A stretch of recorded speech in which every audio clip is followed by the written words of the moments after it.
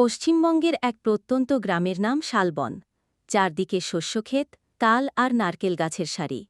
সারা গ্রাম আজ ভক্তির আবেশে মগ্ন, কারণ আজ বজরংবলী পূজা। ভোর থেকেই ঢাক, কাঁসর, শঙ্খধ্বনিতে মুখরিত হয়েছে গ্রাম। কাঁচা রাস্তার ধারে ছোট্ট মাটির মন্দিরে শোভা পাচ্ছেন মহাবলী হনুমান। ভক্তরা মাথায় প্রসাদ, ফল, মালা নিয়ে সারি বেঁধে দাঁড়িয়েছে। গ্রামের মহিলারা লাল হলুদ শাড়ি পরে গিয়েছেন ভজন, আর পুরুষেরা মঙ্গল প্রদীপ জ্বালিয়ে করেছেন আরতি। একদল শিশু দোল খেলে উঠোনে, তবুও তাদের চোখও মন্দিরমুখী, কারণ পূজার শেষে প্রসাদের লাড্ডু তাদের জন্য অপেক্ষা করছে। গ্রামের বয়স্করা গল্প করছেন কিভাবে এই পূজার রীতি প্রায় ১০০ বছর ধরে চলে আসছে। বিশ্বাস করা হয় বজরংবলীর আশীর্বাদেই গ্রামে অকাল বৃষ্টি, দুর্ভিক্ষ বা মহামারী দূরে থাকে। দুপুরে মহাভোগ রান্ন হল, খিচুড়ি, ভাজা আর পায়েস। সারা গ্রাম একসাথে বসে প্রসাদ গ্রহণ করল। সূর্য ডুবতে ডুবতে আবারও ভক্তরা সমবেত হল।